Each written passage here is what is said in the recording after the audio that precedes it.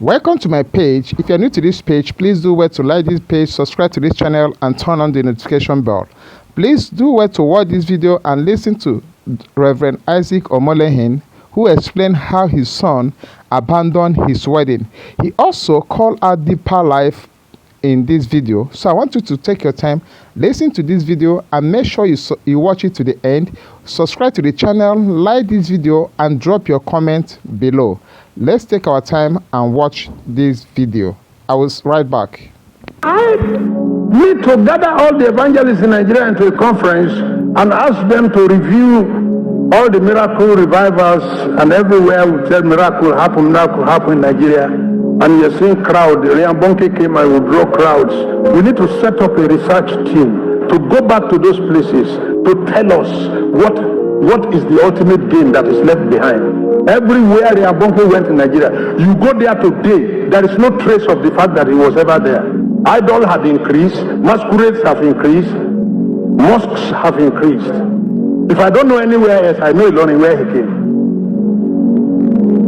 When we say things like this, we are marked down, we are told they will face your own. I face my own. But everywhere else I've tried to do crusade after Riambonke left Nigeria, I find it very difficult.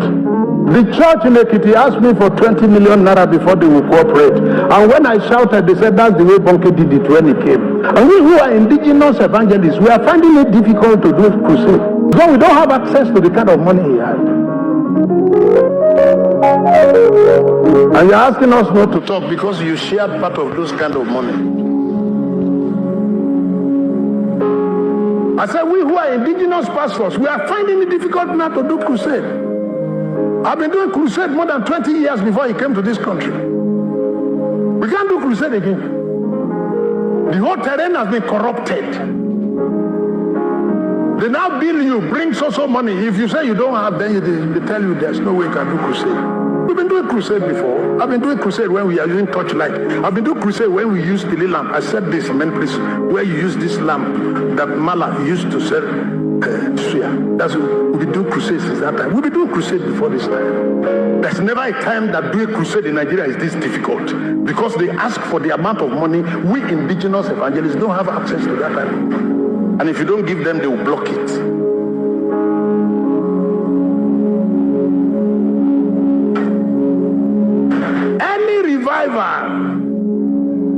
That is not emphasizing heaven. Any revival that is not emphasizing heaven, just like any miracle that Moses was doing, and in the end they did not enter the promised land. He himself did not enter the promised land. He who was doing miracle for them, he did not enter the promised land. Any miracle and signs and wonder that did not in the end bring you to the promised land is not worth it. Any miracle and signs and wonders and prosperity and anything you get that in the end you couldn't enter heaven, it's not worth it. Revivals all over the world and the history of revivals everywhere they ever took place, they pointed people to heaven. Any church you are in and they are not pointing you to heaven, whatever they are giving you is not worth it. Leave the place. Every revival must bring this to the table, that you should be urgent about the matters of heaven, that you should make the issue of heaven a priority. If you visit a Deeper Life member and it is Bible study time, he will tell you to leave, that he is going for Bible study. That's the way they were taught.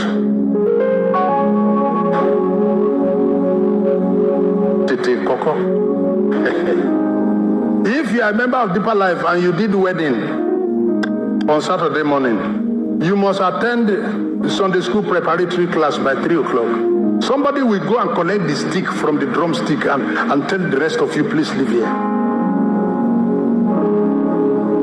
That's the way they were taught. If you did burial, of your father or mother on a Saturday, do quick. You must be at the Bible study. You must be at Sunday school preparatory class by 3 o'clock. That's the way they were taught. And when I told my own members, the next thing I hear, you want to kill person?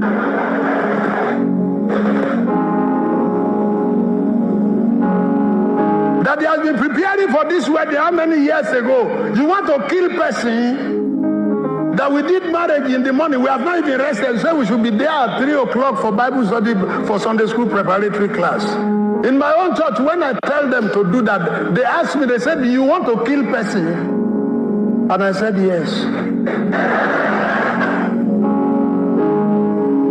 In this other church, if you did Sunday, if you bury your father and you are mourning, instead of you sitting down in the house and people come and put their slippers at your doorstep, they tell you, go for Bible study, go for Sunday school class. You must teach your class on Sunday morning. That's the way they were taught. In their own place, they teach them that service to God is a priority. It's a priority to the burial of your father. It's a priority to the marriage. They will remind you how that Jesus said that some people, they gave excuse of how they went to do marriage.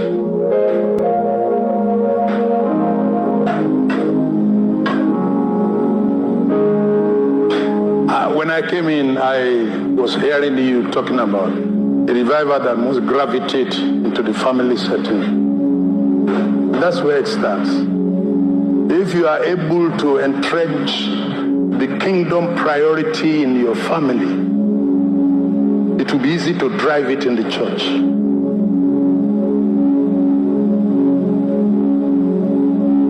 I know people who come late in my church on Sunday, even if you tell them Jesus is coming on that Sunday. One woman even told me that only that there might be no. They said he will stand in front of the wardrobe and be thinking of which dress that the gele and the whole thing must match. You put this. He said after he has even tied it, he will remove it and then tie another one. He's not thinking about how quickly and urgent it is to be in church. Only Adra Meluba said my prayer. He said my prayer on him, on her, has been answered by God. That's the way God answered.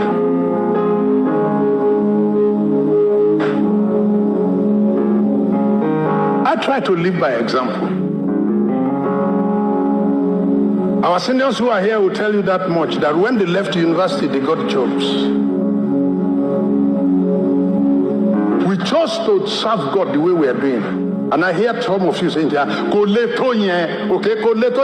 Majaka Goleno, Koleto and Tijesu Kufu, the one man of Koleto. Tijesu Toriaku. But the other church, because they say, my church is not the other church, please.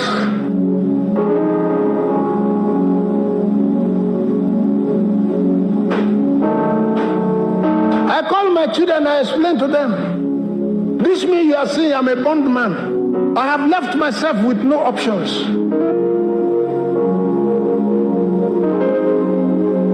When I am with my colleagues who are preaching other stuff that are easy to sell, I chose the hard one.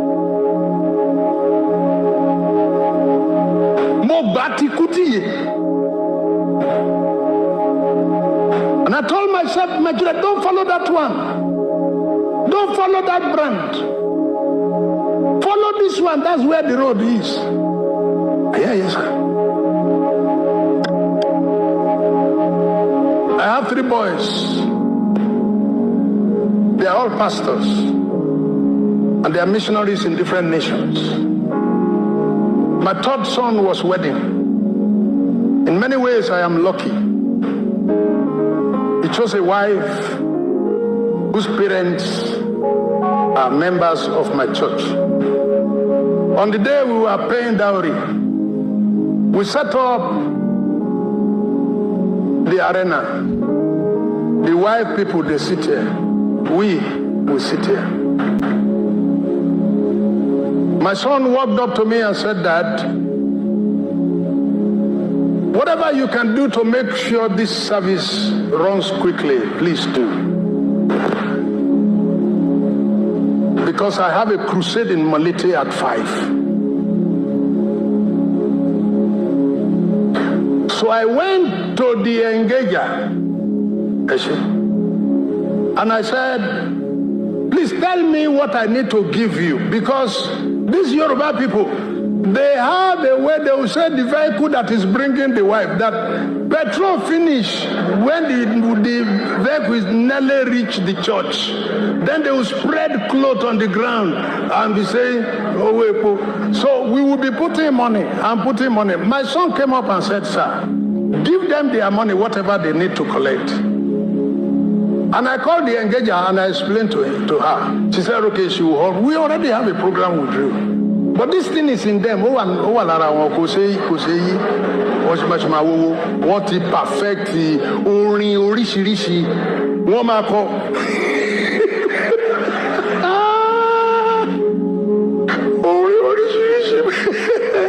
But when you defy, they pay petrol. The petrol finish just then they carry another song. My son went to the mother and said, speak to Dad. Let this woman who is doing engager here carry whatever money she needs, give it to her. Let her run. We started this till 10 o'clock. When it is 2 o'clock, that's 4 hours, I will leave.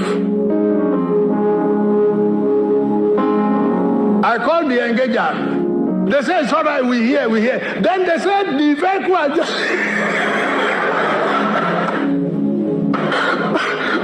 that the vehicle has reached gate. Just to enter. I said, okay. 2 o'clock. My son walked up to me and said, Dad, you taught us to make kingdom matters a priority. I'm leaving now. And he carried his Bible and left. And left me and his mother there. He said, I've told you, I have a crusade in Shao at 4 o'clock. I went to our in-laws who were also there. Each time I tell this story, my wife tried to remind me the details. That when my son took his Bible and left, the wife also...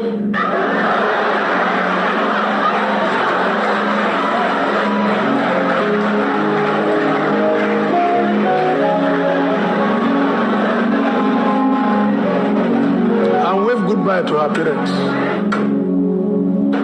I had to go to the in-laws publicly and appeal to them that in my house we are bondmen. We are sold out.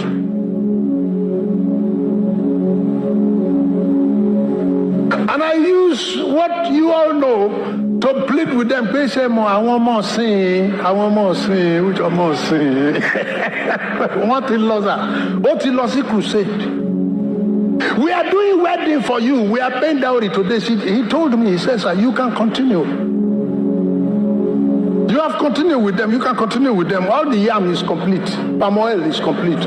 Kola nut is complete. Whenever we get, they go and give them their thing. Me, I'm gone. And they left. I'm not preaching to you what I'm not practicing. I met our brother saying it when I was coming, that revival must start in the house. Let your children buy the urgency and the priority.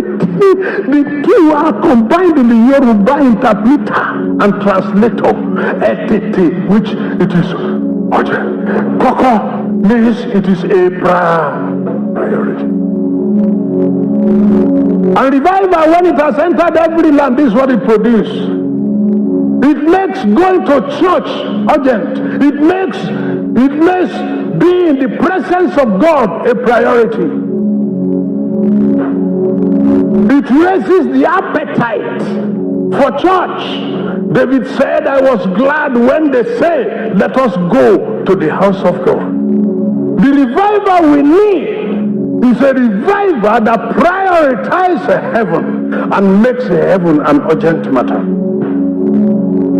Wherever else you go and they say there's a revival there, and these two components are not part of that revival, it's not a revival, it's fake. All revivals in history followed this pattern. That the revival is a revival of appetite for God, It's a revival of hunger for God. David said, I was glad when they say, let's go to the house of the Lord. David said, as the hart panted after the water brooks, he said, that is how my soul longed. The way we want to go to heaven, we are not going to heaven because we want to go and get our leg there. We are not going to heaven because we want to go and get our eyes to open there. We are not going to heaven because we want to go there and born. We are not going to heaven because we want to go to heaven and get visa. We are not going to heaven because we want to get a job. We are not going to heaven because we want to get a wife. We are going to heaven for the sake of heaven, for the value you place on it. But if a revival ever comes, it is in the pursuit of those priorities and those agendas that the Lord wants to see as a principal component of the revival. The revival Nigeria needs is a revival of these items. Not crowd swarming because they're looking for wives. And when we are shouting that, look, these things are not right, nobody is listening. I told you in the morning, I was in the front of John Knox Church in Aberdeen, and a label is put on the church: apartment for rent. John Knox, give me Scotland or I die. The church is there today in rented apartment. They broke it into room and parlor, room and parlor, room and parlor. Now somebody here need to understand that something happened to the European churches before they became empty. And those things that happened, they change emphasis from Jesus and change it to material. They change it to money. They change it to posts and positions. Those churches are now empty. The last question I took here in the morning, and I'm glad I did, because the coordinator of the service was highlighting the fact that the time was gone and we cannot take more questions. It turned out to be the most important question I wanted to hear. That this brother studied in the University of Ilorin, and several years ago he was part of my audience. And after that, he left university, went NYC, and then became a Christian and joined church. He said he was walking past this front of this Baptist church in the morning and saw a label there that Isaac Omolehin, that UMF is doing program, Isaac Omolehin will be preaching. That's why he branched. And when he came here in the morning, you heard what he said. He said he had left the church for 3 years and he has stopped going to church because of what he saw there. People are living now. It's not showing because of the number that you still have left. It will only take the next 30 years before these cathedrals will become empty. It became empty in Europe. It became empty everywhere where Jesus was no longer the message, but commerce and industry. If you have watched this video to this end, thank you and God bless you. But then, there's something that I want to highlight. Now, in this video, from where I got it, many people are asking in the comments, why did his son allow his wedding to be feast on the day he had crusade? Or why did he allow his crusade to be feast on his wedding day? So many people are asking that is misplaced priority. So there are many things people are saying in this video, and also many people are also talking about the discipline Pastor Kumuyi have installed in the life of his members. So in this video, after watching this, what do you think of this? Please go to the comment section. Don't forget to like this video, subscribe to the channel, and don't forget to turn on the notification bell. Most importantly, drop your comment below. Thank you.